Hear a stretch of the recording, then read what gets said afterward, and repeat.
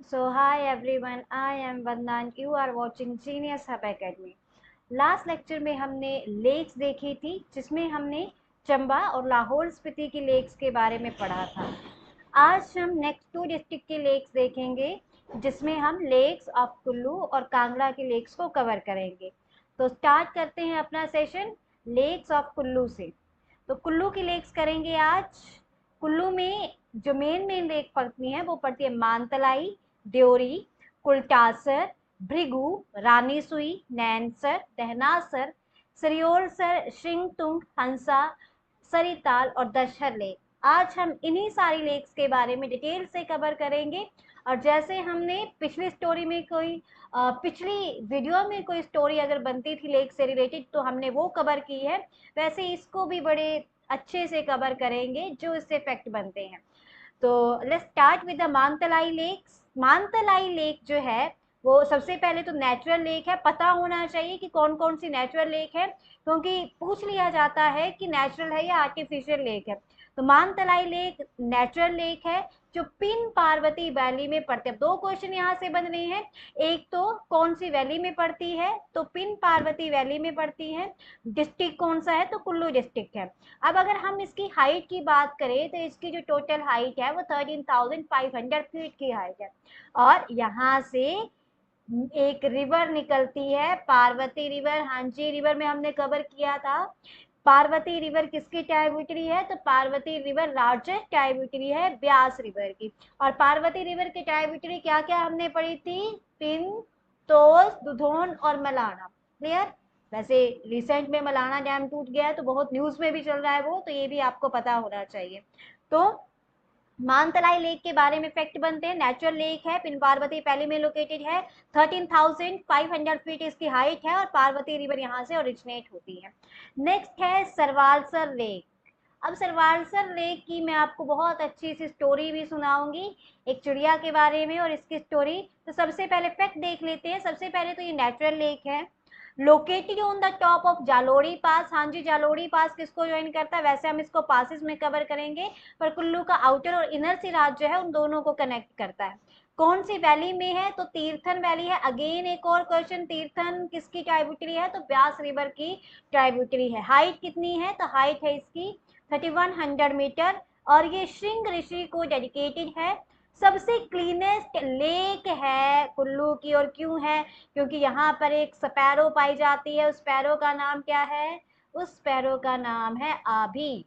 तो आभी नाम की एक चिड़िया यहाँ पर पाई जाती है। मैं इसकी ना स्टोरी सुनाती हूँ आपको। अब जो वहाँ की लोकल है, जो लोकल लोग हैं या जो वहाँ की माइथोलॉजिकल टेल है, दो स्टोरी बनती है। अब ये जो स्पैरो है, ये जो हमारे यहाँ पर सरिवालसर या सरियोलसर लेक के नाम से जाना जाता है, इसके किनारे पर बूढ़ी नागिन का मंदिर सिचुएटेड है। अब बूढ़ी नागिन का मंदिर जो सिचुएटेड है उसको इनकारनेशन माना जाता है गॉडेस काली का। तो बहुत पीछे से स्टार्ट करेंगे कि मतलब गॉडेस काली वहां पर कैसे आई। तो गॉडेस काली वहां पर ऐसे आई कि ऐसे माना जाता है कि वो जो एरिया है सरवालसर लेक का, वहां पर 7 देवियां रहती थी। अब जो 7 देवियां रहती थी, एक दिन वो खेल रही थी और जो गॉडेस काली है वो सबसे मतलब सबसे बड़ी थी, वो सबसे वहां पर जो है वो बड़ी थी। तो एक बार वो अपनी पीठ पर पानी लेके आ रही थी और जो बाकी 7 देवियां थी वो खेल रही थी। जो गिट्टियां होती है ना, पत्थरों से खेलते हैं, हमने बचपन में बहुत खेला है, आपने भी खेला होगा। तो खेल रही थी उससे। तो जब वो माता वहां पर आती हैं तो माता के साथ वो बोलते हैं कि आप भी हमारे साथ खेलो। माता उनको बोलती कि ठीक है मैं खेल लूंगी, पर एक शर्त है मेरी आपके साथ। वो अलग बोलो, जो जो हारता जाएगा वो मेरे पीछे बैठता जाएगा, और फिर जो लास्ट में अगर मैं जीत गई तो जो मैं मांगूंगी वो आपको करना पड़ेगा। उन्होंने बोला ठीक है। उन्होंने सोचा कि हम 7 लोग हैं, ये एक है एक तरफ, तो किसी ना किसी तो हार ही जाएगी। तो फिर क्या होता है, माता खेलना स्टार्ट करते हैं और धीरे धीरे धीरे सातों के सातों देवियां जो है वो हार जाती हैं और सातों के सातों माता के पीछे आ जाती हैं। अब माता जब जीत जाती हैं तो माता बोलती है कि ये एरिया जो है अब मेरा हो गया, यहाँ पर मैं रहूंगी। अब वो देने से मना कर देती हैं तो माता वहां से जाने लगती हैं। और जैसे ही माता वहां से जाने लगती हैं, थोड़ी सी आगे जाती तो माता ने जो अपनी पीठ पर पानी की मटकी जैसी या जो भी पकड़ा था बर्तन, वो छूटता है और वो जो वहां पर एरिया है जहाँ आपको सरवालसर या सरियोलसर लेक देखने को मिलती है वो वहां पर बन जाती है। क्लियर। अब ये तो पहली स्टोरी होगी कि सरियोलसर लेक बनी कैसे है। दूसरी स्टोरी ये है कि जो वहां पर इनकारनेशन है गोडेस काली का, उनको बूढ़ी नागिन माना जाता है। और बूढ़ी नागिन इसलिए माना जाता है कि उस एरिया के जितने भी नाग हैं, जो पूजनीय नाग हैं, उन सारे नागों की मतलब जो देवी थी, उनकी जो माता थी, वो बूढ़ी नागिन को माना जाता था क्योंकि वो सबसे बड़ी थी। दूसरी बात ये है कि वो जो बूढ़ी नागिन है, जो माता है, उनकी जहाँ पर मंदिर था, वहां पर वो लेक बनी हुई थी, जिसकी स्टोरी मैंने आपके साथ शेयर की अभी। तो ऐसा क्या हुआ कि जो बूढ़ी नागिन है, वो नागों की देवी है, और जो वहां पर एक चिड़िया रहती थी, पहले बहुत सारी चिड़िया रहती थी, अभी आजकल तो एक ही है दिखती है। तो वहां पर एक चिड़िया रहती थी, उस चिड़िया का नाम था आभी चिड़िया। तो वहां पर उस टाइम पे बहुत सारी चिड़िया थी, तो नाग उनके अंडों को खा जाते थे। तो चिड़िया जाती है माता के पास और बोलती है कि आपके जो नाग हैं मेरे सारे अंडों को खा जाते हैं, तो आप इसका कोई हल कीजिए। तो क्या होता है कि माता उनको बोलती है कि ठीक है, मैं इसका हल कर दूंगी, पर तुम्हें भी मेरे साथ एक वादा करना पड़ेगा। बोलो क्या वादा करना पड़ेगा? तो माता बोलती हैं कि ये जो लेक सामने दिख रही है, इसको तुम्हें गंदा होने से बचाना होगा। बोला ठीक है, मैं बचा लूंगी, एक भी तिनका इसमें गंदगी का नहीं गिरना चाहिए, बदले में तुम्हारे जितने भी अंडे हैं मैं उनको बचा लूंगी, अपने नागों को मना कर दूंगी खाने से। तो यही होता है, और ऐसा बोला जाता है कि उसी दिन से लेकर आज तक का दिन है, वो जो चिड़िया है वो इस झील की सफाई कर रही है। अगर उसमें कोई एक तिनका भी गिरता है तो जल्दी से चिड़िया उठा लेती है। लेकिन आजकल ऐसा बोला जाता है कि वहां पर सिर्फ एक ही चिड़िया रही है, और इस चिड़िया को किस नाम से जाना जाता है? तो इस चिड़िया को आभी चिड़िया के नाम से जाना जाता है। तो क्या नाम है आभी चिड़िया का? बोलते हैं कि ये एक भी तिनका अगर गिरता है तो उसको झट से जाकर उठा लेती है, पर लोगों के सामने आती नहीं, कभी कभी दिखती है, वैसे भी पक्षी है तो डर जाता है। तो इसीलिए इसको सबसे क्लीनेस्ट लेक माना जाता है कुल्लू की। तो सरवालसर लेक कहाँ पर है? कुल्लू में सबसे टॉप पर सिचुएटेड है, जलोड़ी पास के तीर्थन वैली में पड़ती है, हाइट 3100 मीटर है, श्रृंग ऋषि को डेडिकेटेड है, सबसे क्लीनेस्ट लेक है कुल्लू की। और एक फैक्ट जो मैंने आपको बताया कि बूढ़ी नागिन जो इनकारनेशन है गोडेस काली का, उनका मंदिर इसके किनारे पर सिचुएटेड है। Clear? Okay, let's move further. तो ये स्टोरी मैंने आपको सुना दी, स्टोरी ऑफ सरवालसर लेक की। क्या क्या है? नेचुरल लेक है। ओके, अब हम देखते हैं दहनासर लेक। दहनासर लेक के बारे में देखते हैं। सबसे पहले तो अगेन ये नेचुरल लेक है और लॉर्ड शिवा से रिलेटेड। अब लॉर्ड शिवा से कैसे रिलेटेड है? बोलते हैं कि जब भी भगवान शिव धरती पे आते थे, तो जब वो अपने कैलाश में वापस जा रहे होते थे तो इसी लेक में स्नान करके जाते थे। तो इसीलिए ये जो है वो लॉर्ड शिवा से जो है वो सिचुएटेड रिलेटेड है।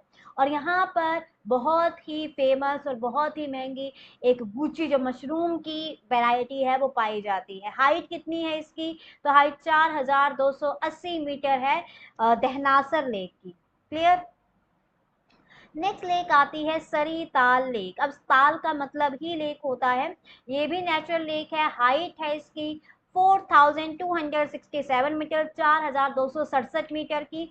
सोर्स है सरबरी रिवर का, सरबरी नाला, फोजल नाला हमने पढ़ा है, ब्यास रिवर की ट्राइब्यूटरी है। और ये सोर्स है कौन? सरिताल जो है वो सरबरी नाला का जो रिवर हम पढ़ते हैं। नेक्स्ट आ जाती है हंसा लेक, तो बंजार से 5 किलोमीटर की दूरी पर है। अच्छा, इसका नाम हंसा क्यों रखा है? क्योंकि इसकी जो शेप है वो हंसों की जोड़ी की तरह दिखाई देती है, तो हंस का जो कपल होता है उसकी तरह दिखाई देती है। तो shape look like a couple of हंस, तो उसकी तरह दिखाई देती है, इसी कारण इसको हंसा लेक के नाम से भी जाना जाता है। और यहाँ पर बोला गया कि दो लेक हैं, दो लेक हैं, तो दो जो हम बोल रहे हैं कपल, एक में नहा सकते हैं, मतलब एक में होली डिप आप कर सकते हैं, एक में नहाना मना है। क्लियर? अब हंसा लेक जो है वो कुल्लू में मिलती है, लेकिन अगर हम हंसा रिवर की बात करें तो हंसा रिवर ट्राइब्यूटरी है ब्यास की, लेकिन वो मंडी में पड़ती है। तो make clear difference both of them कि यहाँ पर दोनों में डिफरेंस क्या है। क्लियर? ओके, नेक्स्ट आती है शिंगतुंग लेक। शिंगतुंग लेक अगेन कुल्लू में सिचुएटेड है, इसकी हाइट है 4200 मीटर। और इस लेक से कांगड़ा का बड़ा भंगाल एरिया देखा जा सकता है। तो कांगड़ा का बड़ा भंगाल एरिया जो है वो यहाँ से दिखता है, और ये कुल्लू में सिचुएटेड है। तो क्वेश्चन पूछा जा सकता है कि कौन सी ऐसी लेक है जहां से हम कांगड़ा का बड़ा भंगाल एरिया देख सकते हैं? तो वो शिंगतुंग लेक है।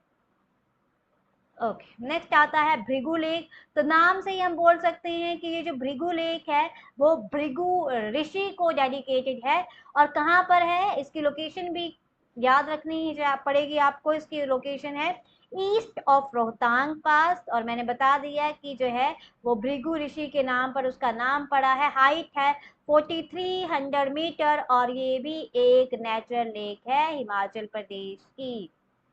नेक्स्ट आ जाते हैं दशहर लेक। दशहर लेक जो है ये भी रोहतांग पास के साथ सिचुएटेड है। इसको दशीर और सीलसर के नाम से भी जाना जाता है, और ऐसा माना जाता है कि इस लेक में थेरापेटिक एबिलिटीज हैं। मतलब अगर आपको कोई स्किन से रिलेटेड डिसीज है तो आप वहां पर होली डिप ले सकते हैं जाके, और फिर से आपका जो है वो ये स्किन डिसीज को क्योर कर देती है। और इससे एक रिलेटेड स्टोरी भी है कि जो अकबर है उनकी बेटी को जब पैरालिसिस अधरंग हुआ था तो वो भी यहाँ पर आए थे, और इसी लेक में नहाने से उनका अधरंग ठीक हुआ था। तो इसीलिए बोला जाता है कि ऐसा माना जाता है कि इस लेक में थेरापेटिक एबिलिटीज हैं, जिसमें एक डिप लेने से आपकी जो डिसीज हैं उनको क्योर किया जा सकता है। दशहर लेक रोहतांग पास के पास सिचुएटेड है, दशीर और सीलसर के नाम से भी जाना जाता है, और अकबर की बेटी का अधरंग यहाँ पर नहाने से ठीक हुआ था। तो इसी के साथ we have cover all the lakes of Kullu district. सारे कुल्लू डिस्ट्रिक्ट की सारी लेक्स हमने कवर कर ली हैं।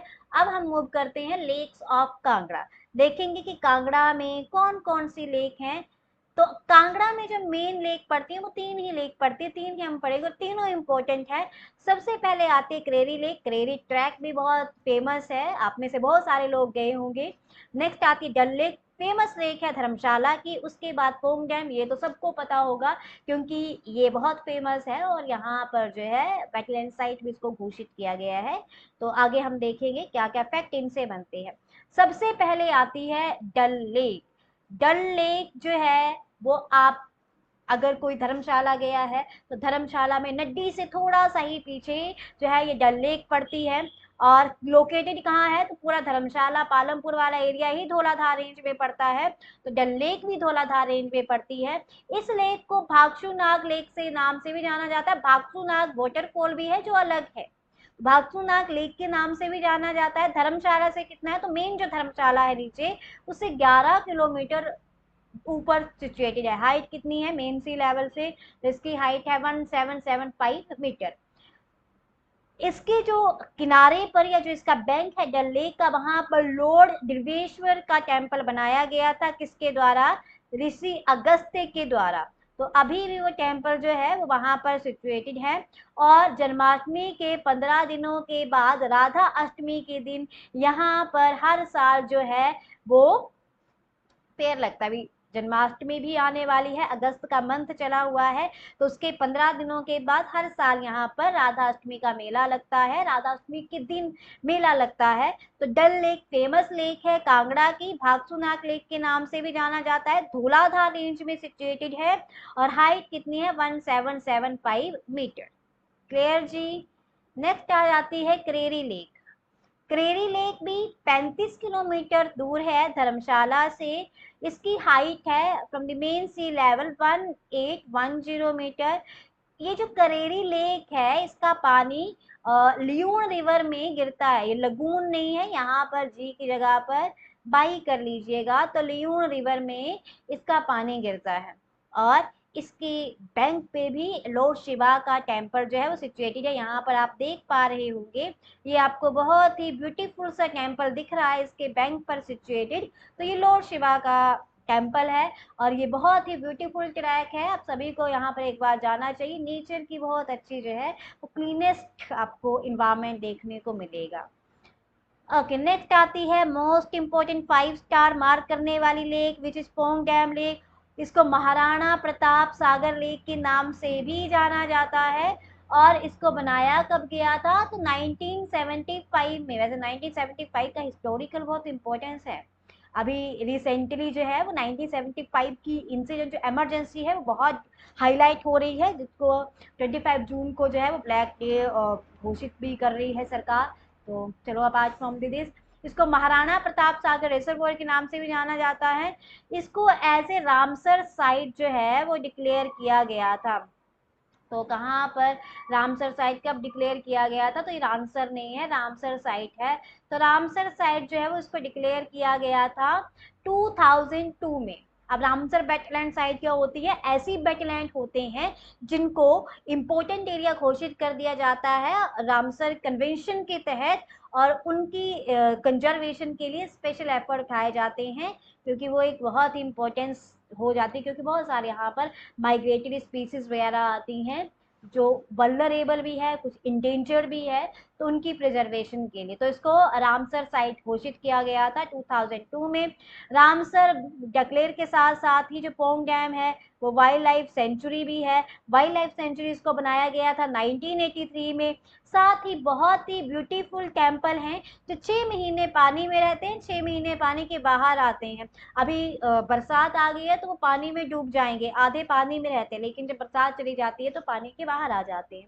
तो उनको बोला जाता है बाथू की लड़ी टेम्पल, और बहुत ही अच्छे टेम्पल है। बोला जाता है कि उनको पांडवों ने बनाया था, और पानी में रहते हैं 6 महीने, और 6 महीने पानी के बाहर रहते हैं। तो कौन से टेम्पल है? बाथू की लड़ी टेम्पल। और बहुत सारी माइग्रेटरी बर्ड स्पीसीज जो है वो यहाँ पर आती हैं हर साल, और उनकी कंजर्वेशन के लिए ही इसे जो है वो डेजिग्नेट किया गया है as a Ramsar wetland site.